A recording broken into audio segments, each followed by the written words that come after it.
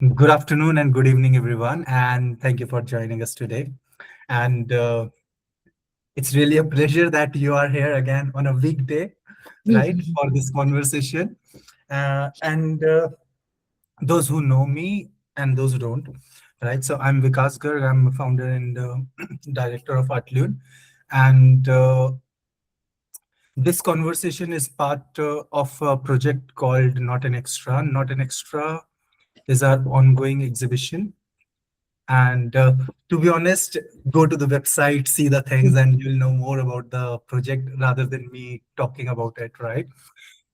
I'll say at Artlune, we always believe that art is not just something to look at, right? But it's something that makes you ask questions, makes you reflect, and sometimes to confront things we rather, how let's say, we rather not see, right?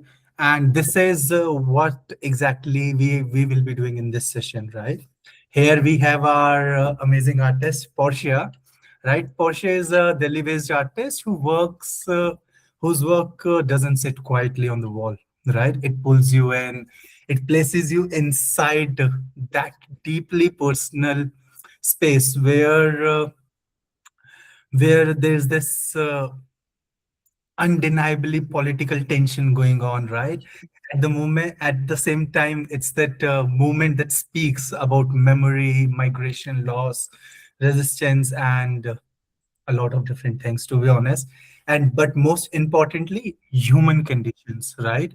If I'll try to summarize what exactly it says, right? So before we begin, I would like to again today, like last time, we are a very small group, right? So don't feel it like a formal session. It's more like a conversation, right? So feel free to barge in, reflect, and share your thoughts as we move along, right? And to start with, I would like to ask Portia one very simple question, right? And I always wanted to ask this since I saw this series called Extra. So what makes you think like what makes you bring this title Extra to this series? Actually, the series when I created it, it was called Extras of the World, which is very similar to but then yeah, the idea was extra people who are extra, uh, almost people of belonging to no countries, and they are on a boat. They are being denied entry to into different countries and unwanted people basically, and so yeah, that felt like those extra, extra things that you don't know what to do with, extra people that nobody knew what to do with, whether to keep them, throw them, what to do. They were like, yeah. So that's how the title came out, I think. Yeah. Yeah, that's I'll say that's very insightful, right? Because as I think Shalu also mentioned in the text, Shalu and Laura, that a lot of time these people are just the checkbox rather or a Mm. statistical data rather than being a human, right? Yeah, yeah, yeah. Migrants from Syria, migrants from this country, like, who are they? Do they have name? Do they have family? Do they have feelings? Where do they live? How do they live? So Mm. these were the things that become secondary, and then migrants are coming to Greece, migrants are coming to Italy. They are trying to enter Europe. Europe is having a migrant crisis, and what about the crisis that those people were going through? So yeah, I think that was what sparked this title. Yeah. Yeah. As okay, as I, before we move forward, as I said, please feel free to just jump in and ask questions if you have. Otherwise, I have tons of questions to ask, right? And I'm very excited about this session. So, okay, so a lot of times I have seen your work and I have seen so many different emotions coming in. The longer you look at a work, the longer you feel more drawing towards it, right? So if I'll ask you that if someone just comes in and they need to see your work and they need to walk away with one feeling or emotion, right? What should it be? What should it be? I don't know. Because, see, I cannot dictate the feeling that the viewer might be having. It and different work. I was amazed what Lee, I think her name was, L- yeah, Lee said the other day. So when I was creating the work where I am braiding the hair of my daughter, I was just engraving a personal memory into something that will stay there. There's no engraving a memory forever, because that was a special moment. Now see how beautifully she connected that work to, True. like, Shalu and Lee. They connected the work to this series. It is not a part of that series, but these moments are lost. These connections are lost when you migrate. And she said that it reminded her of her mother, because she has also migrated from a country to a different country. So how, what feeling that will be generated by these images, I do not I feel very less possessive about those things. If I what is going on within me is unrest, is frustration, uh, and my feeling is of love and empathy when I'm creating something. So out of all these things, the one feeling that I have is love for people, and love for human life, and the loss of it and dehumanization of it really pains me a lot. So if empathy is something that it can invoke, then it's good. And maybe comfort for certain people and discomfort for certain people, that would be nice, depending on who the viewer is. Wisely, I'll say wisely said, because art is the mirror of the current world, right? So Should be. depending on I mean, or could be. yeah, that's true, could be. It's all subject. Yeah, shall please go on. Yeah, so I just wanted to add one point. Like, engraving is the main medium of Portia. So, how she engraves all the incidents or things or any kind of news which she sees around her, like those engraved on wood, those artworks or those like visuals, they also get engraved in the minds of the viewers of these artworks. Like what she is trying to portray through the medium of wood and engraving, like all those visuals, like it also get imprinted on our minds when we look at all those works, and we can see that story running in our minds. So yeah, and also when you mentioned that the particular artwork which is very personal to you, where you are braiding your daughter's hairs Mm, and where you just engraved a memory which mm, will be like everlasting. So yeah, I mean, all these works, they will not get lost, but they are also get engraved in the memories of the people or the viewers of your works and this exhibition. So yeah, just wanted to add this thought. Thank you so much, Shalu. I didn't know that they are getting engraved in the mind of the viewers. If it's happening, then I'm very grateful. Thank you so much. Yeah, I'll add something as well. One very interesting thing came out within our surveys, that as you mentioned, a lot of people felt that empathy which you wanted to show, right? And that's the most felted emotion people have clicked, right, in the survey. So I'll say somewhere it's there, right? People are Oh, understanding what's exactly happening, oh right? wow. Good to know. That's good to know. Okay. Thank you. I Yeah. didn't know that. Yeah, okay. Oh, Yeah, but that's interesting. now you know, right? Now I know. Yes, yes, I'm happy about it. Yeah. Okay. I remember our last conversation, right? You said because your works are personal, that's why it's political in nature, right? So this makes me wonder, was there a moment where where this shift happened, or was it like was it from an idea to something that you physically left? How it all began? The personal it began as a personal expression very early. Like I have been painting every day since I was 7, so it has been for 32 years, right? So and it has always been very much linked to my life, personal experience, my surrounding. But when I realized that, and I didn't know that I for a very long time I didn't know I'm a feminist artist. Later on, so basically it all came with reading, because with reading about feminist ideology, feminist philosophy, reading Simone de Beauvoir, uh, Angela Davis. That's how it came. Listening to them. So I realized that okay,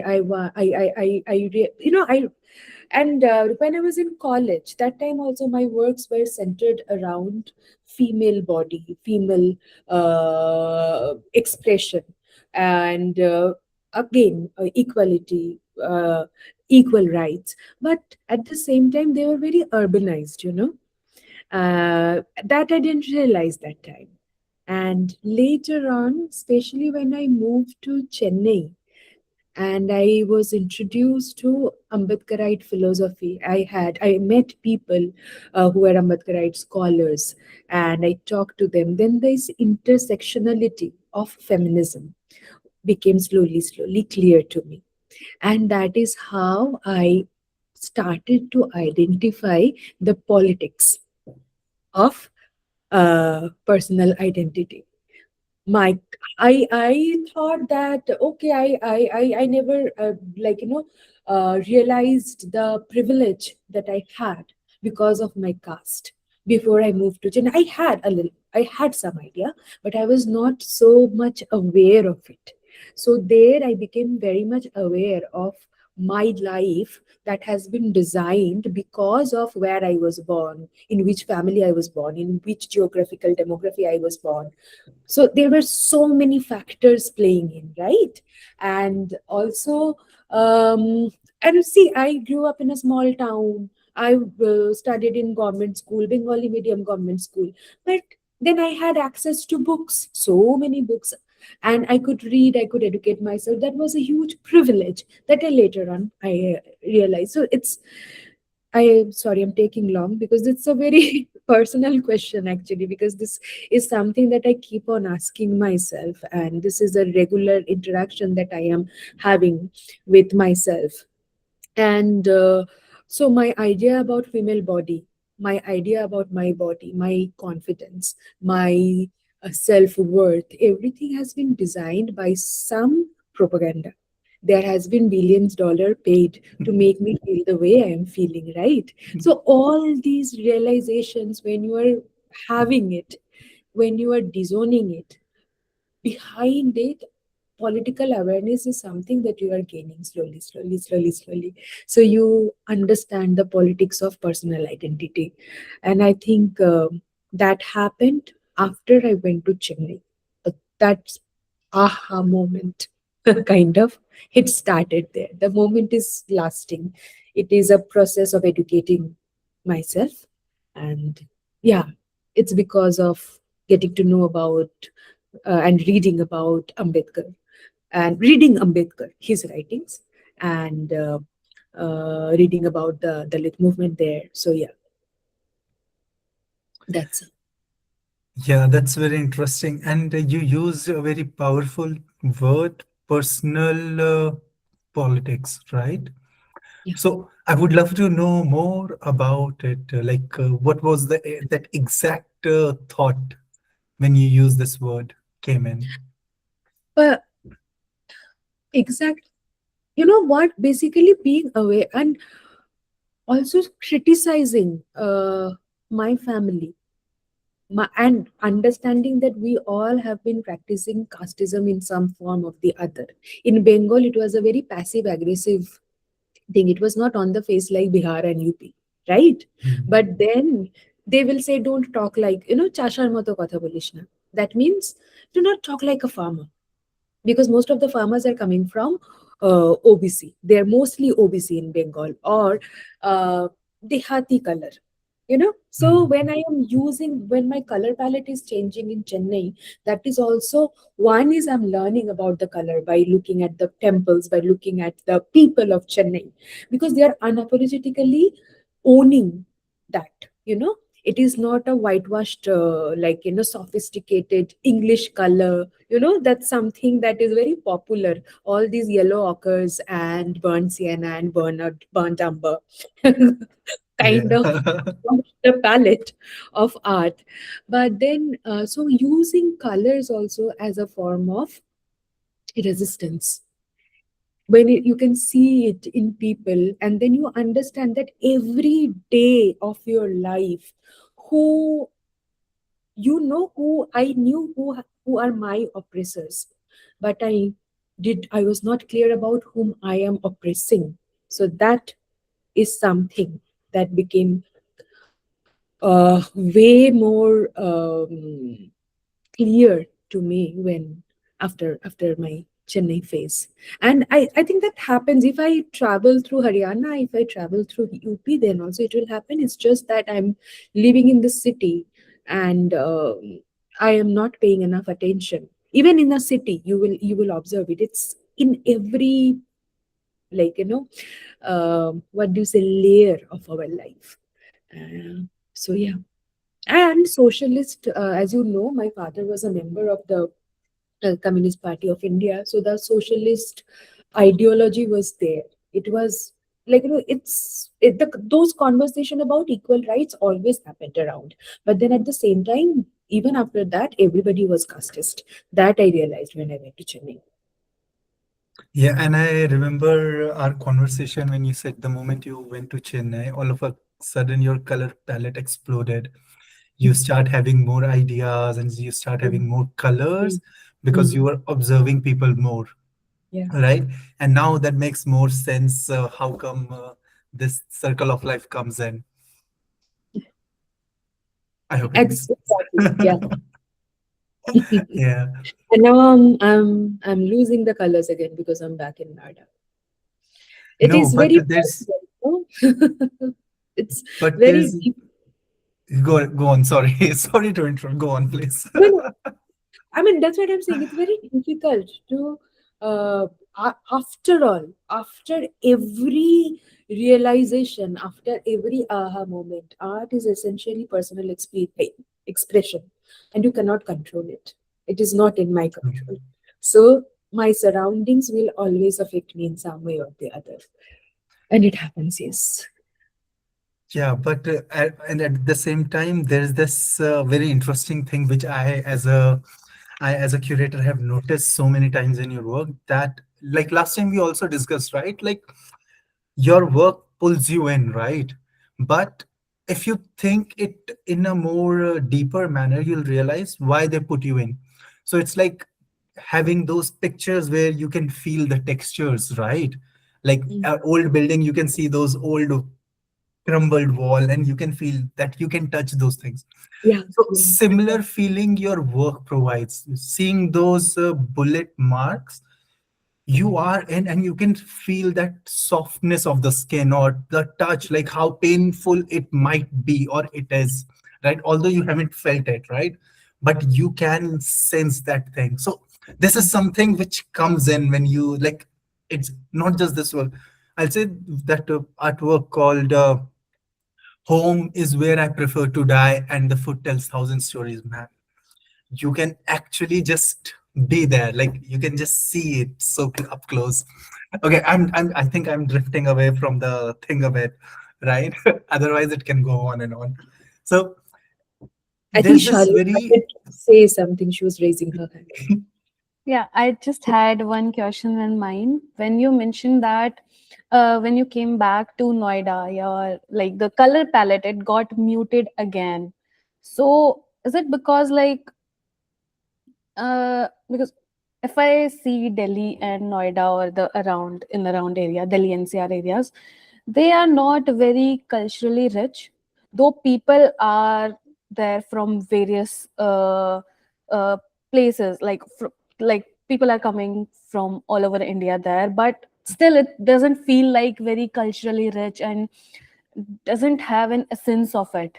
Hmm. So like is it the because it is a metropolitan city and like there is no uh, sense of heritage history to it, uh, like is this the reason like your color palette got muted again? That is very valid for Noida, but Delhi has life. Delhi Mm-hmm. has heritage. Delhi has culture. You know, you just. I am a total foodie. I love to eat. So you go to Shaheen Bagh, and Mm-hmm. what the cuisine that you will find there and the life that you will find there. You go to Nizamuddin. You like you go to this thing. You know that Tibetan market. I'm forgetting the name. MK Um, Majnu Katila. Majnu Majnu Kat. Katla. Yes, Yeah. yes. So see, if you go to Delhi, Mm-hmm. there are areas which are full of life, and you visit it, and you will see people, and you will. I mean, when I go to Nizamuddin, like we were buying those itar, and whenever I go there, in those shops, I feel that I have entered those Arabian Night sets or Mm-hmm. something. Like these are so beautiful things, beautiful, like Islamic design in every small bottle, so beautiful. So I think, but Noida doesn't have history, you know, Mm-hmm.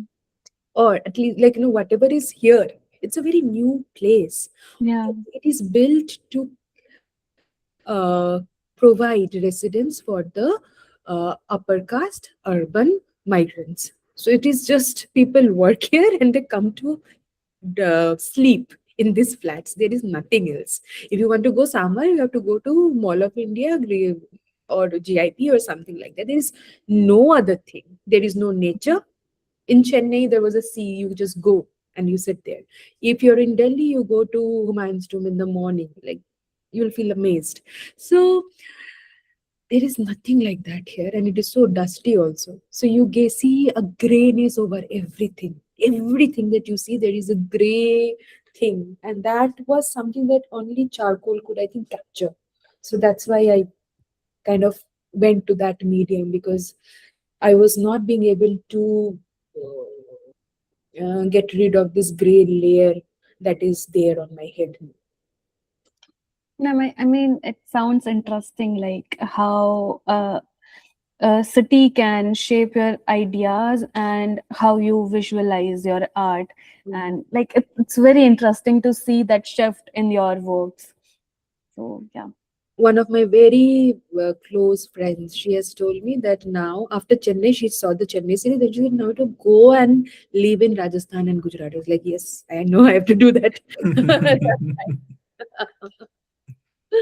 Yeah. Yeah, it will be more That's why colorful. residencies are so important, very True, important. true. Yeah, I have a question on this, right? If your work could exist in same like how let's say like, do you think your works could exist in the same way if you lived in like a different country or different city or different world altogether? So now you see, you have to think: Am I rich? Am I not? Am I have I been ghettofied? Or am I living in a mansion? So everything will be, but at the same time, I think, I don't know, because I don't know if I would have been empathetic or not. If I am this person only and I am living somewhere else now, then of course the language will change, but the essential human emotion will not change. Mhm. But if I grew up to be someone else, if I grew up in Gaza and see my whole family die in front of my eyes, what will I do? Or if I grow up in a, let's not name those countries, but in those countries and I go and kill people, then what kind of work will I ever be able to create art? So I think it's very difficult to say. Yeah. But now you will send me anywhere, the human emotion will be the same. Will be there. Yeah, that's why more residences will come in. Don't worry. Yeah. Fingers crossed. Yeah. Yeah, you mentioned like if you live somewhere, then like places like Gaza where people are getting killed, right? So this makes me think one of your work called title like "Home is where I prefer to die," right? Mm. So Mm. what part of that work still stays unsolved for you? That work is once I am done with the work because I do not look back. I don't care. Once it's done, it is a liability for me. When people ask me questions about that work, I answer. But actually, it is a liability. I have to take care of it. I have to pack it. I have to keep it somewhere. I have to find a storeroom for it because I have 10 new ideas in my head. And that was an expression that was very important at that moment for me to puke on the surface, right? It was there within me. And now I am done. I have done that. So, specifically, a work is never unresolved for me. I don't look back. I am done with it, dusted with it. And then it's just pack it because right now that is my reality, right? I have to pack the work and put it in a storeroom. And then I have to find space to keep those works. Theme remains unresolved. No work remains as unresolved. Once it's done, it's done. I forget about it. Fair enough. That totally makes sense. But you said the theme remains unresolved, Mm. right? So when Mm. you are making that work Mm. and you are putting those expressions in, so Mm. what is that theme still unresolved, or is it somewhere towards getting resolved? Wow, now this LPG crisis. See, so many, you know what? Now Noida is having a labor crisis because all the migrant workers, they have again gone back. 1 kg, this thing, gas, those clicks and all, they have, one full cylinder is costing 4,500, 5,000. Where will they get? If you do not have a connection, if you have a gas cylinder, and where will these migrant workers have gas cylinder connection? So they were cooking community kitchen. They Kitchens. and yeah, Yeah. so one those wooden stoves or one heater, those coiled heater, they will buy, and 3 4 families are cooking together, and then many of them have left, and they're waiting for this crisis to resolve. And then only what is happening in Noida, right? The uh, textile industry workers, they were protesting because the wage was 9,000. How? And then if the gas is costing you 4,000, what will you eat? True. Where will you live? So dehumanization of migrant workers in the cities of our country is terrible. It's there. It is far far away from being resolved. It's there. It's absolutely the same the way it was. I think I don't even remember how many years back when I created that. Four years back, I guess. Yeah, it's the same, I think. Yeah. I guess only the stories change, rest the themes and all these political agendas and conflicts. It they just come and go like in just various Mhm. shapes and like scenarios. Yeah. I've been a teacher for some time, so these are concepts. Migration is a concept, and when there is one thing as it's not a content only. It is a concept, and concepts are constant thing. So it has been there, and it will be there. Identity is a concept. The concept of our identity. It's going to be there. Migration is also a concept, so it's going to be there in some form or the other. It's always going to be there. Yeah, that's true. Do so since like it's been seven, like if I'll talk about extra series, it's been 10 years. If I'll talk about Home Where I Prefer to Die or Food Till Thousand Stories, it's been like 6 7 years to all those works, right? 4 years. So 4 years. yeah, 4 5 years, right? Like more or Yes, less sir. 5 to 10 years for all this thing, right? So they are still relevant, right? Does that frustrate you a lot, or does it validate your practice? Both. Both. I think, yeah, that's it. Like, I can explain it, but you already know. Like, of course, it validates my practice. It validates the stories that I'm telling, and of course, it frustrates me. So yeah, it Yeah, am because it's going. still there. Yeah, True, true, yeah. true, true. Yeah, so yeah, because I don't know, like these kind of topics, I'll say we can talk as much as we want, right? And there's no end to it because unless and until there's a strict measure taken by not just the government, but the people as well. Like they need to make sure that their demands are being fulfilled. They are not fighting just for survival. I Mm. hope it makes sense, right? So, given this, Organizing the oppressed and mm, bringing them together, the oppressed of the world, whether women, Dalits, ghettofied minorities. So yeah, they all need to come together and ask for their rights. Yeah, true, true, and it is the government is, or like, again, $1 million is spent on breaking this organization. So that is also something we know how it functions. true. If something capitalism doesn't want is for people to get united. So yeah, they have money and they're spending it so that we never get united. So yeah. Yeah, true, true, true. But okay, yeah. So I have a question to ask in this, right? It I so because a lot of like seeing your work and seeing the current situation, there's a lot of overlap, right? So, what does your technique play versus your instincts in your practice? I have this question. uh, Instinct dominates. Technique is also there, because, but I invent the language based on my instinct. So I did not, I do not practice filmmaking anymore because too much technique, I feel, wins the game for me. I don't like it. So how many drops of sulfuric acid, how many, I can't do that. It's not for me.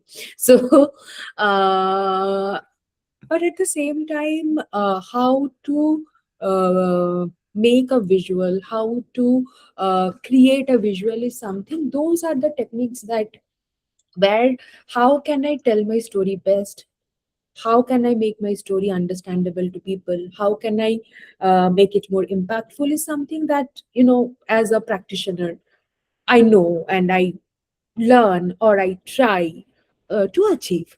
That is where technique comes, but I modify the technique based on my instinct and my, what I'm feeling like. Instinct, and also what I want to do. What Yeah, I mean, that want is also very severe. Like, if right now I do engraving, I realize that I do not want to do that. I have to touch my surface. That direct contact needs to be there. So I just changed my medium. I didn't want to take prints anymore. My hand was paining, and I just realized that is that when once I engrave, the story is told. Now, when I'm taking prints of it, I'm just wasting resources, and I'm wasting my labor also. So I stopped doing that. And then I found a language, slowly built a language where it becomes an engraved painting because I love engraving. I feel my work needs to be engraved. So, yeah. That makes sense. And seeing your work, I have another question because I have noticed your work a lot and for a very long time, right? So, because a lot of times you use bold colors for those painful subjects, right? Very vibrant colors. So, is it something that you are trying to softening the emotional trauma which they are creating, or is it like because it's so vibrant, it intensifies what you are trying to show? What do you feel when you look at it? Do you feel it has softened the blow? And I am just asking. No, for me, no. I just pulled into the work, right? So for me, no. But I believe a lot of people might think that it is for softening up, right? Because bold colors straight away attract eye towards the color rather than the what's hidden beneath it, right? So for me, those colors intensifies, right? But for others, it might be softening up. But Mm. I really want to know your perspective on it. I never gave it a thought. It is all so. When I was creating the extra series, I had one red, one yellow, three primary colors, tin of those ink, and one Mhm. black and one white. Whatever I created, I had to create within those color scheme. Okay, so I made that. Then before this Chennai thing, why could I? I was inspired by the city, but then at the same time, what was happening was I got tax return, and then there was suddenly a good amount on my account, and I could not afford a lot of art materials. Till date I cannot afford. So then I thought that this is an extra money and I will spend it on colors. So what I did, I went to this, like, I ordered online small tubes of all the colors that I think, what was I'm forgetting, the mostly Winsor Newton Galleria, the cheaper version. So I just ordered all the colors that they had in a small set, and then I started experimenting. For an artist, I feel one thing that keeps us alive is play, and I am playing. I am having a lot of fun when I am working. So, whatever tool you give me, based on that, I'll play a little. So, I did not think about softening the blow. The red I use very intentionally because that emphasizes, that brings the attention. So, my use of red is intentional. My use of black and white is intentional. My use of color is never intentional. It's simple play. Sounds fun. As Picasso said, never let your inner child die, right? So, Exactly. yeah, Exactly. that totally So, justifies. Binod Bihari, Abanindranath Thakur, like, in Shantiniketan, there is a legacy, Nandulal, there is a legacy of creating Kutum Katum. What is Kutum Katum? Small toys with found objects. So they used to make those small toys with a branch, with a fruit, with a seed. So this play is so important. When you are a teacher, what you do, you design, basically. You create designs so that children can play, through which they learn. And it is the same for us. We have to let ourselves play. Otherwise, it will become so boring that I don't know, like, True. I will not be able to do that if I stop playing. Yeah, play is very important. Okay, so you mentioned that you got tax return and that's how you end up buying tons of Yeah. colors, right? Okay, so if you would have if you would have all the resources, unlimited resources in this world, right? So will your work lose something? I would really like to find it out once because I never have it. I would love for that to happen once to me and see, because Yeah. I know how it limits me. So I would love to see if it liberates me, if when I have unlimited resources. Yes. For me sometimes, because there are so many ideas in my head that I know I'll never be able to execute because I don't have the resources. I don't have a good studio space, sizable studio space also. So yeah, because I hope that happens to me, and then I will answer your question. Sounds good. I'll be looking forward to it. Yeah. Okay, so because your practice relates, okay, it's towards a serious question, right? Because your practice relates to a lot of political realities, right? And current scenarios in this world. So do you think that as an artist you have the responsibility, you have a responsibility to respond to these political realities or not? Absolutely. And I'm not, and one thing is, I'm not forcing myself to do that. I believe in it. I am very inspired by Nina Simons. I'm very inspired by Kathy Kollwitz. And I truly feel art should document the time we are living through. Right? It has been a form of documentation ever since. So it is a tool to document history. And we should be doing with artistic freedom, of course, a lot of artistic freedom. But I I will always do that because I feel it is very important and I have fun doing it. I believe in it. It aligns with my uh, philosophy and my practice. So, yeah. That totally makes sense. That totally makes sense. And does it?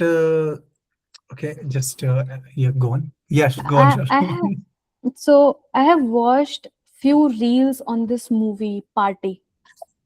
Have you Mm-hmm. watched this movie? Yes, It yes. it, it talks about like how art connects it to politics, or do artists have this responsibility to show these political conflicts or things going in their surroundings? So I just want to know your views on that. Yeah, my view is exactly what Amrish Puri was saying. Om Puri was saying, if it is not documenting the time, it is not art. Right? Mm-hmm. You remember? Yeah. Yes, yes. Yeah. So and then Amrish Puri is saying it is a responsibility to reflect the life that artists are living through. If they are just honest to the life they are living, I think that will also be enough. If a extremely privileged artist is honest and showing the privilege that she or he has, that's also good. That will also document the time in some way or the other. Oh, Yeah, okay. I feel like I missed this. What is it? Sorry, I have no clue. Okay, so there is a movie Party directed by Govind Nihalni. You can watch it. It's a beautiful movie. I think it's available on My Tubi or party. maybe on YouTube only. Party Party. Oh, had no idea.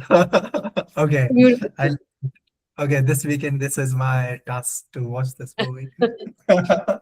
It's a nice task, enjoyable task. Yeah. Thank you. And the Yeah, vulnerabilities of artists and very, how uh, and the female characters there at that time, it's an old movie, they are breaking all those societal norms, and Yeah. being absolutely vulnerable, so it's nice. oh, sounds fun. Sounds fun. Definitely, it will be in my watch list.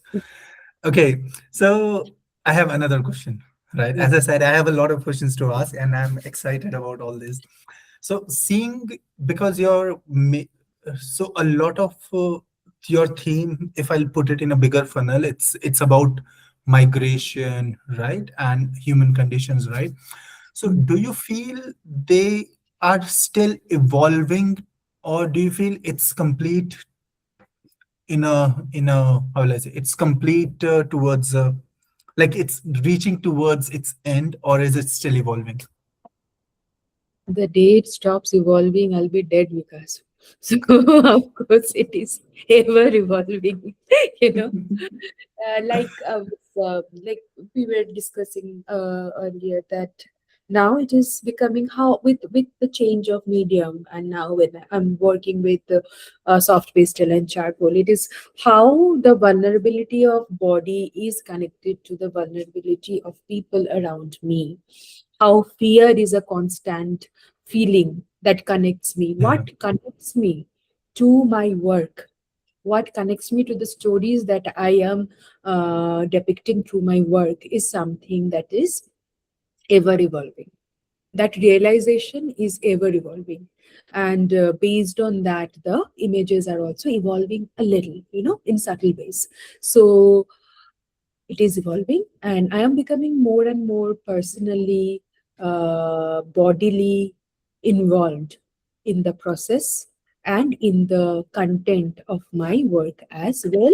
And that is why the touch is important. That is why I'm touching my surface and creating it, because I need to feel the touch for my body to be more aligned with the image that I am creating.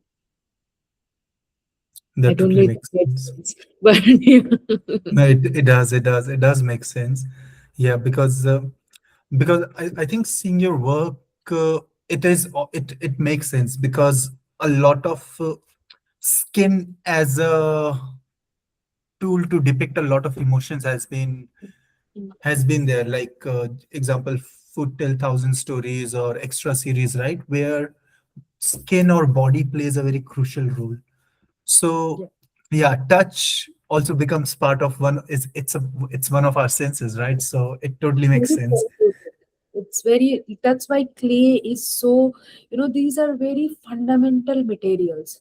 Charcoal, you can, even the, like, this cave paintings also use things like this, right? So this clay Mm. that you can touch, mold, uh, rub, these are so fundamental materials and so therapeutic in nature. So yeah, it humbles us, I guess. True, because it's from the nature itself, Yeah, right? yeah, Yeah, yeah. so that makes sense. Okay, if I'll ask you one more question, right? Right? Like, okay, so because being an artist, I know it's difficult to ignore a lot of things because we feel from heart, right? So Mm. each and every incident touches us a lot, touch us a lot in terms of, okay, I should react to this, I should not react to this, right? So what are those things, what are those topics, I'll say, you are paying attention to right now, or and like what are those things which you are trying to ignore? I'm not trying to ignore anything because I am, what, I don't observe everything. If you I do can't identify roads. I'm very bad with navigation because I am observing very few things, very few things which are coming to my attention, and those few things are so little that I can incorporate them in my practice. So it is not like there are so many. I know we have too much of information now. It is, uh, I don't get too much overwhelmed by it. And with I think with a and I go through phases. So now I'm going through this phase of understanding my body and its connection to vulnerability of the society. So I am very deep into this thought, and everything that I am observing is being actually dictated my brain. Na? It's not only heart, it's also the brain. So the brain is, you never know how it is just observing things that are related to this. And then it is, so, and then maybe this phase will go. And then there will be another, like in Chennai, the phase was different, right? So I was observing different things. I was just observing the women around me. I was observing, and I was like, when I look at them, I don't see them as them. I see them as something else. With as the image, most of the time, the images are already, they have emerged on my head, and I'm just taking them out. So I do not have to compel myself to ignore anything apart from uh, art, like, this, like, as an artist I don't have to, but as a woman I ignore almost many things nowadays. So yeah, that keeps me sane, that keeps me, like, yeah, that is coming with age. And yeah, there too I am ignoring left, right, and center, but not here. Yeah, that totally makes sense, and I think it's important a lot of times to ignore a lot of things just to keep your sanity in check, Mm. right? Otherwise things can drive everyone crazy. It's not only about sanity, it's also about taking control of your life, because the world is always trying for women to not to have control over her body True. and over her mind, and try to keep her in a perpetual state of adolescence, as Simone de Beauvoir very rightly said. So, you to break that, you have to ignore a lot of things. And that is a conscious practice that I started, and I have become very difficult for many people, I know, but it's okay. Life is becoming less difficult for me, and yeah, so it's okay. That totally makes sense. Anyone has any questions, please feel free to ask. Anyone? No? Okay. I'll uh, I'll ask one more question then because we are towards the end, right? Okay. Yeah. Yeah. So because a lot of things we see on social media all the time, right? And it just trying to make you think in a particular way and Yeah. try to control what you are thinking, rather, or giving you a perception rather than making sure that you generate or create your own perception. Okay, Charlotte said one thing. What is next? You mentioned you have 10 new ideas. Oh, The ideas are all related to the current thing. And so when I say 10 different things, those are basically 10 different images.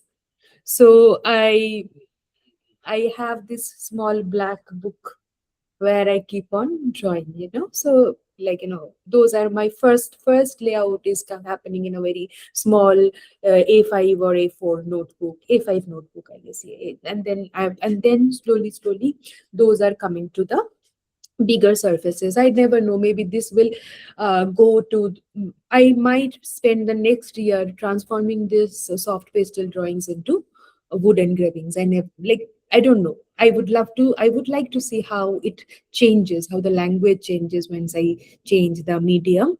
So Charlotte, I am working, the next image is, this is a pair. I will just tell you a little about the current image that I'm working on. So one, how my I can feel that there are many things that are leaving my body. There are many. I am not that energetic anymore.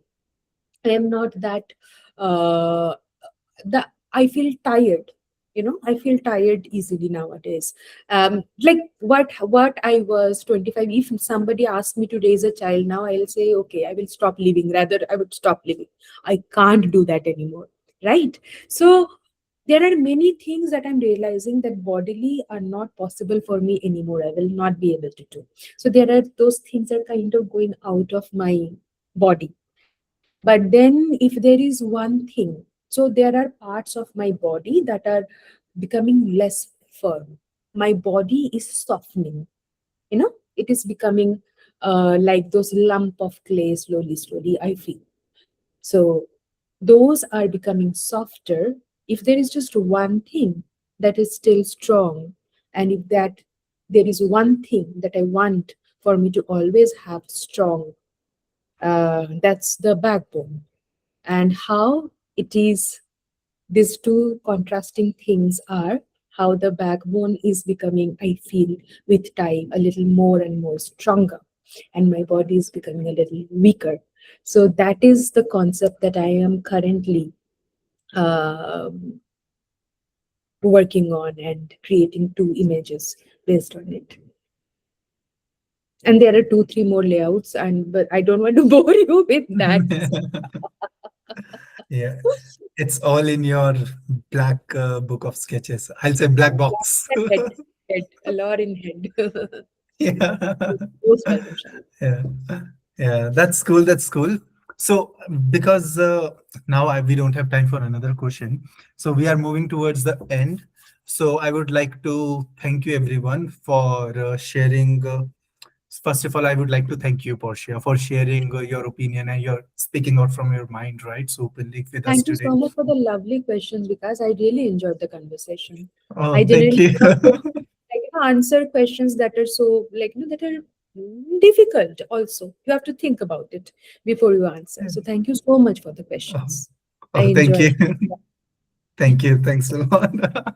Yeah, and I would like to, apart from Portia, I would like to thank you everyone who joined us today and contribute to this conversation. I'll say these kind of discussions is what exactly we are trying to create at Artlune, right? Because art is because I'll just okay, because we are trying to create a space where this kind of conversations become a starting point for deeper engagement, right? Where each work talks about its own story, right? And each work will force you to think deeper, right? And those who would like to explore works further, right? I'm putting the link of the exhibition in the chat. Plus, once this exhibition is live on, like this recording is on the YouTube, so we'll put things in the description as well, right? So please feel free to take a deeper look at the exhibition. Here's the link.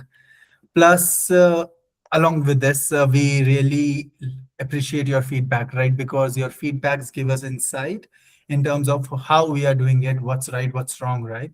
And as we know today's important thing we get to know about Portia's work, that it actually shows empathy, right? And that's all because of these feedbacks. So please add these. I'm adding link again for the feedback in the chat. Please fill the feedback form, and we'll be putting these things in comment below, like not comment, what it's called, Chat. description. Oh, description. Okay, Yeah, yeah. description. Yes. Yeah, description as well, right? And thank you once again for joining us for this conversation. We'll be looking forward to see you all again next week with our curator Shalu Yadav, and we'll have a discussion with her. Along Portia will also be there, right? So we'll join and we'll again have a lovely conversation. And if you have any doubts, please feel free to reach out to us, and we'll be more than happy to answer. Follow Portia on Instagram. Portia, what's your Instagram ID? Roy Portia. ROY Roy Portia. Roy Portia. Sounds great. So Roy Portia, please search on Instagram and please follow her. You're amazed by the work she does. Okay, I'll see you everyone next week. Then enjoy rest of your week, and thank you everyone again for joining. See you. Bye. Thank you. Bye bye. Bye bye. Bye bye. Bye. Bye.